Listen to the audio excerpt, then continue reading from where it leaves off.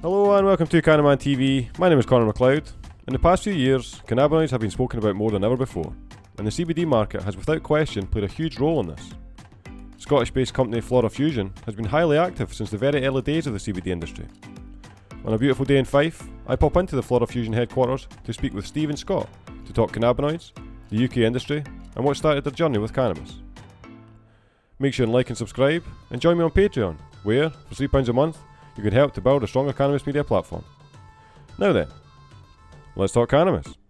Both been involved with cannabis since a young age. You know, we both had our experiences with it, and we both certainly, over getting to know each other and as friends and business partners, aligned with our thoughts of should cannabis be illegal, or is it fair, is it just that we're going through this, and we both sort of came up with that. Well, no. So what can we do? And obviously, you had the rise of the CBD industry, and we incorporated in 2016. And it was, well, hold on, it's time to make a stand after 90 years of misinformation and misguided thinking as a species. Here we have an opportunity in the modern day to be part of that movement that says, actually, we may have made a mistake here. Let's have another look. Well, the main reason I got into the CBD side of things was my dad getting diagnosed with having cancer, and just started doing a bit of research into alternatives that would help other than the sort of mainstream treatments. So I started learning about CBD, THC oil and stuff being effective. Not that my dad done much more than sort of humour me with it. He didn't really. He still went down the conventional road, but that was kind of where it started. How I met Steve, and from there we started learning about how the oils were extracted and how we've got an endocannabinoid system and how our body responds to using the different cannabinoids as a medicine rather than as a recreational. Cannabis has been around for thousands and thousands and thousands, or longer than we have. So it comes down to, why are we vilifying something that, if we didn't have these power structures that we live within, we would be using freely off the land? When it comes to us as a company, then that's an amalgamation of both those thought patterns. Is we do live in a society, and we do live in a sort of age of relearning, I would say, but we have to also operate within sort of the confines of, say, a company, as a business, as an organization. So our mission had to be something that could be obviously sustainable.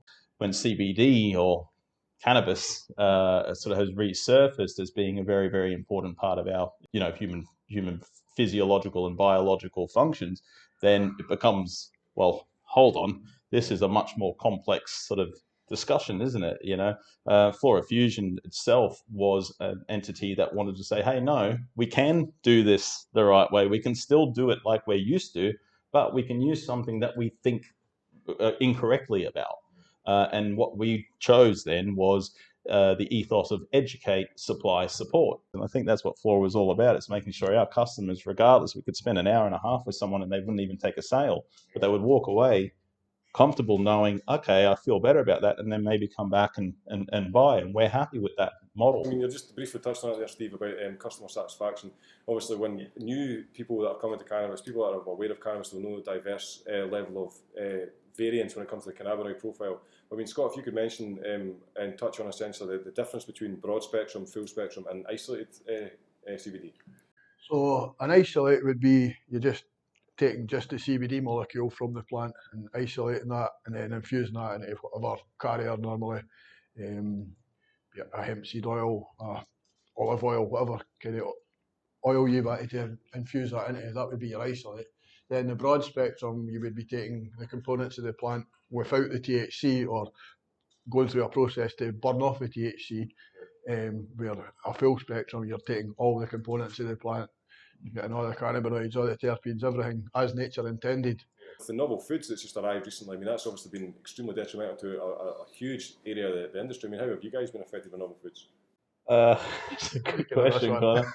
I'm going to be diplomatic in my answer here. We've looked at novel foods, and we are obviously part of the Scottish Hemp Association, who is very much at the forefront of ensuring that we get a fair deal that's based on facts and evidence. Because if there's any topic on this planet that has been just put through the ringer in so much misinformation, so much stigma, misguided, fear, even fear used to hold back and stem the wave of individuals who could benefit from it and won't because it's illegal.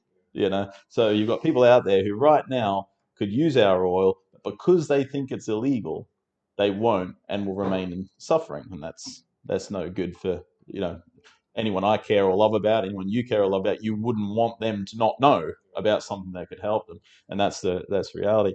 When it comes to novel foods, it just seems more like we don't know what we're doing, so we're going to do this, and not that they're incompetent or as such, but as in there is so much information to understand, and it comes out like it becomes more public.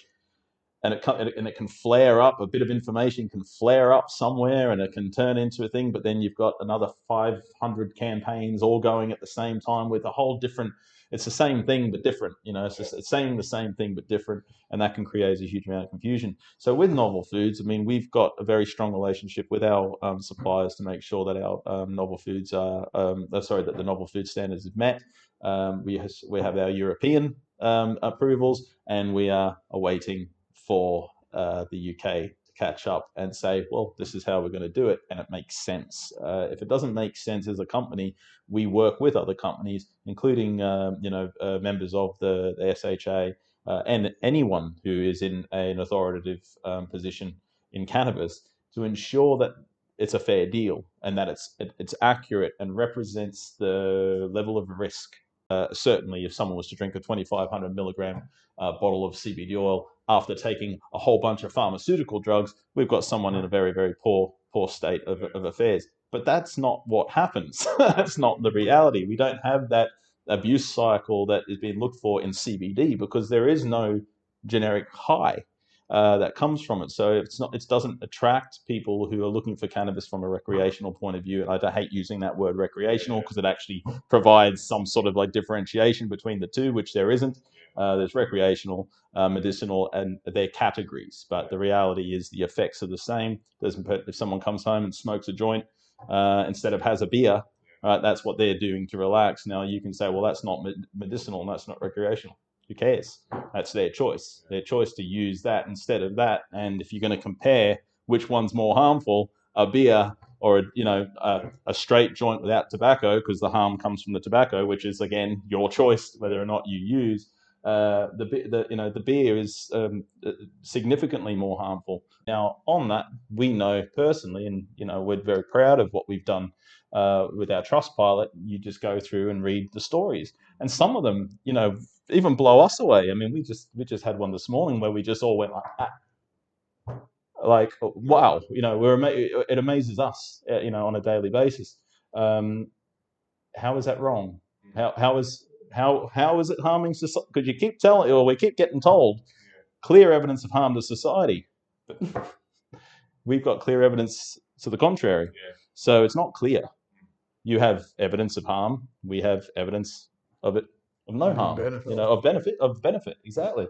So while we have this, it's up for debate, isn't it? But we don't get debates. We just get legislation and laws and rules and restrictions and this and that, and not based on true or correct information, which is why we need organisations like the CTA, the Scottish Hemp Association, Northern Irish Hemp Association, all of these organisations who are coming together to try, at the moment it's to try to regulate the government's regulations, because it's not going to make sense.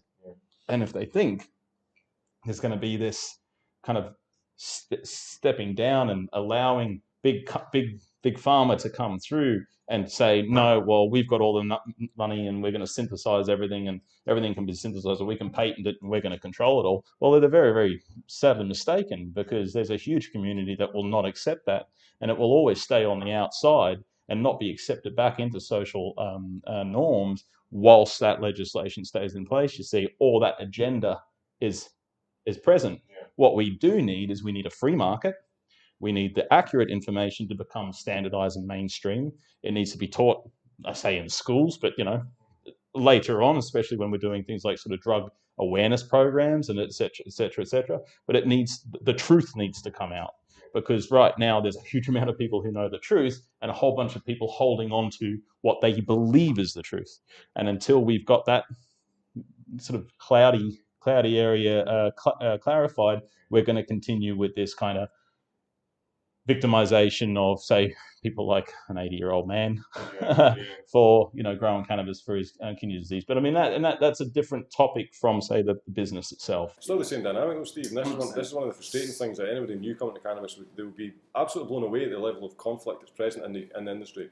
That thing you mentioned before about the interchangeable basis behind recreation or adult use and medicinal use, it is almost 6.5 dozen. The only medicinal direction would be if it was through specifically medically orientated conditions, but the reality is if an individual is smoking cannabis regularly at night, they're experiencing a medical consequence because of on the cellular basis, all these different interchangeable endocannabinoids and the synthesis that's present in itself is absolutely mind-boggling. So what do you guys see in the near future for Flora then? With Flora, we're certainly expanding. We're definitely refining our brand. We have a strong sustainability commitment, but we also are a small business.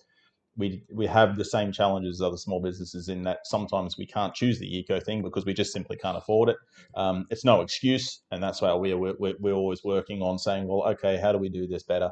And we're human, we make mistakes, and we're very proud of our products. We're wanting them to look good on the shelves. We want people to take them off the shelf, but we also support our competitors and people. Like if someone was to use every one of our products and didn't have the right profile, or because everyone's different, so if you can have 100 people with the same condition come and take the same oil, but that 100 people, there's 100 fingerprints.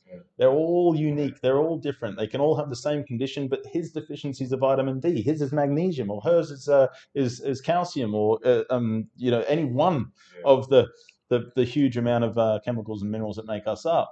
We've seen it with people who are customers who we get attached to. Just by talking to them and then you're feeling what they feel, you're seeing the pain and suffering that's occurring, and you're realizing that we're actually restricted in being able to help them fully. And that's not right. That shouldn't be the basis for healthcare, certainly. And I think where we're at now is just, keep fighting the good fight and doing what we do, and we can help as many people as we can.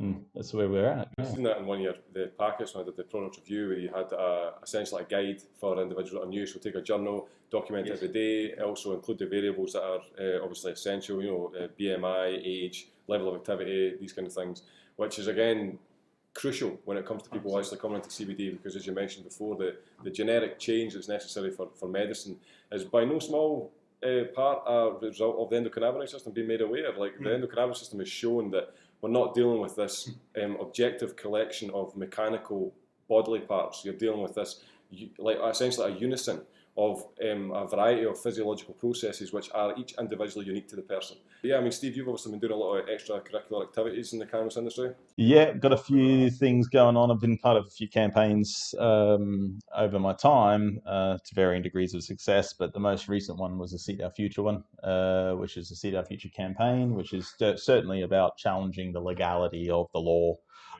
It becomes quite hairy, scary in the sense for some people are like, but that's just exactly why we're doing it, is because we need to shake that stigma. And when it comes to the legislation around cannabis, there's a lot of questions. And I think that's what I've been working on, probably a discussion for a later date as well. So, but yeah, it's watch this space, I guess. We'll cause a ruckus at some point. This has been great, guys. Thank you, Colin. Thanks to Steve and Scott for giving me their time, and thanks to you for sticking around until the end of the video. I sincerely hope you enjoyed the content. I'll see you next time.